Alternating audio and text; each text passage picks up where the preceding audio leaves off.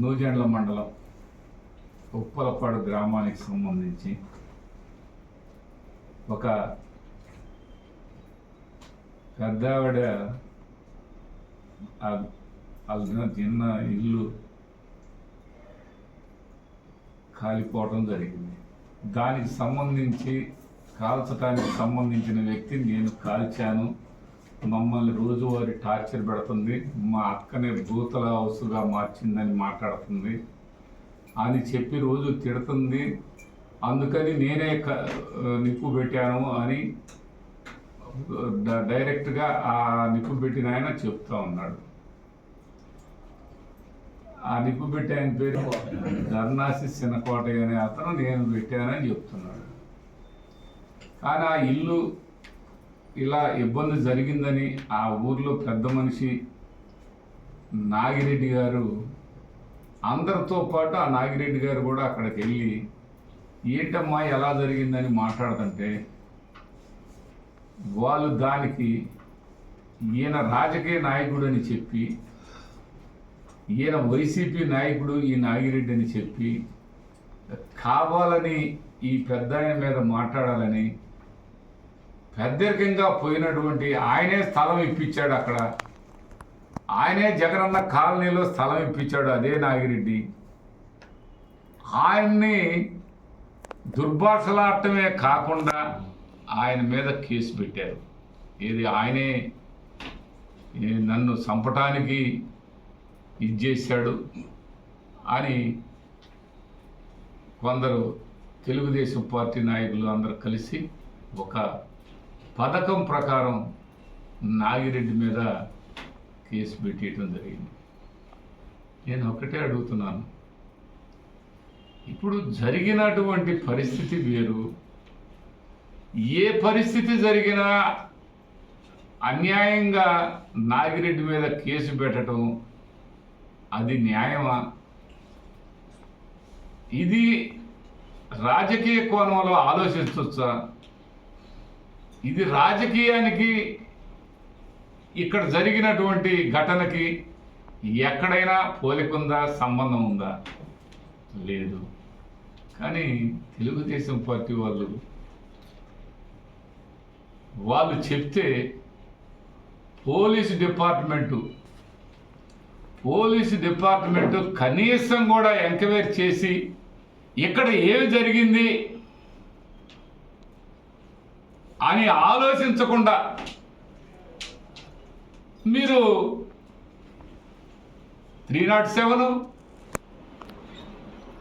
అదేవిధంగా SC ST case, ఈ అక్రమ కేసును బనాయించడం ఎంతవరకు ధర్మం అని అడుగుతూ ఉన్నాను. ఇదే మీ ధర్మపాలన? ఇదే మీరు చేస్తున్నటువంటి దుర్మార్గం? ఎంత దుర్మార్గం! నాగిరెడ్డి 10 మందికి సహాయం చేశాడే కానీ నాగిరెడ్డి ఎవరి మీద కేసులు బనాయించలేదే. నాగిరెడ్డి అయ్యో పాపం అని వెళ్ళాడే. అయ్యో పాపం అని వెళ్తే ఆయన మీద కేసు పెడతారా? ఏంటయ్యా అని పోలీస్ డిపార్ట్మెంట్ ఏమంటారు? మాదేముంది ఎమ్మెల్యేని మాట్లాడుకోండి అంటారా?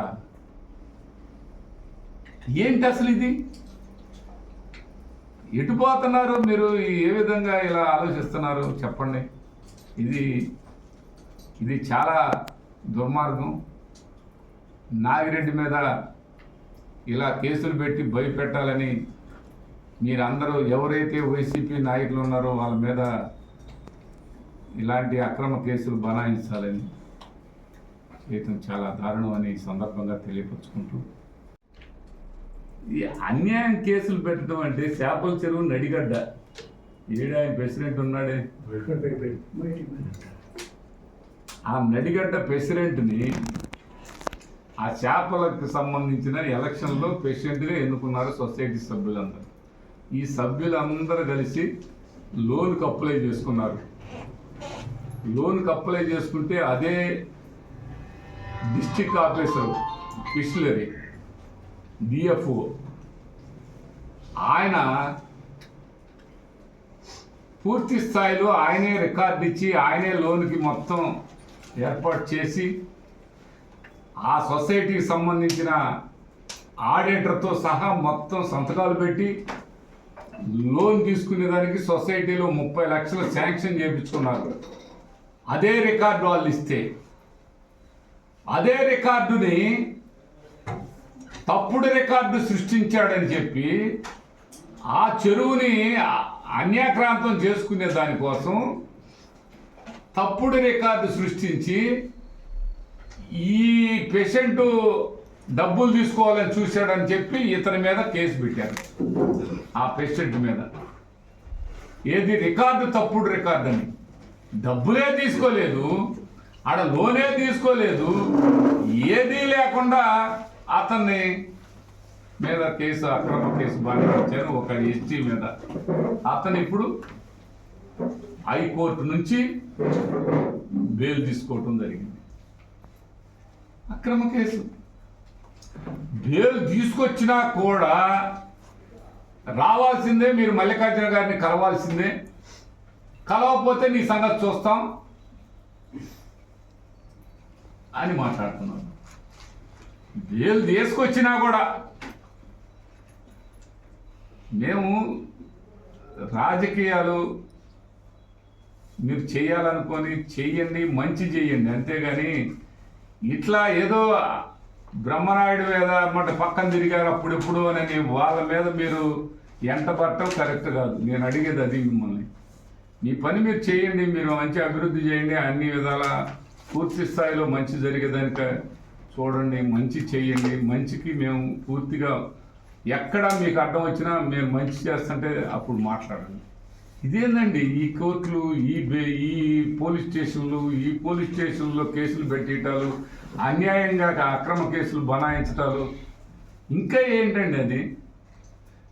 ఎమ్మెల్యే గారు మీరు ఆలోచించాలండి. ఇది ఒక్కసారి ఇది ఈ విధమైనటువంటి మీ ఆలోచన మీరే ఇలా కంచే చేను వేసినట్టు నీకేదో అధికారం ఉందని ఇంకా అందరినీ పోలీస్ స్టేషన్ చుట్టూ తిప్పుతానంటే ఇక్కడ చట్టాలంతా మీ ఒక్కర సొత్తు కాదనేది ఒకసారి అర్థం చేసుకోవాలా, ఆలోచించాల్సిన అవసరం ఉందని ఈ సందర్భంగా మీకు తెలియపరుస్తున్నాను. చేపల రాజకీయాలు ఆపండి. మీ చేపల రాజకీయాలతో ప్రజల్ని ఇబ్బంది పెట్టొద్దు.